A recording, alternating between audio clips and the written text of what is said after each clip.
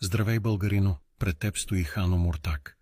За теб най-вероятно съм известен със строителството си и превръщането на Плиска в истинска средновековна столица с дворци и величествени сгради, но това далеч не е единственото, с което съм допринесъл за подема на първата българска държава.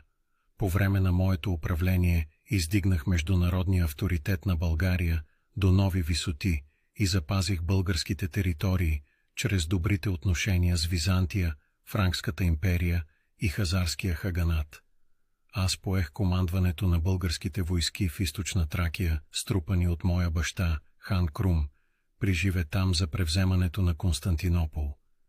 Върху държавата все още личаха тежките последици от войната с Византия, а Плиска тънеше в развалини.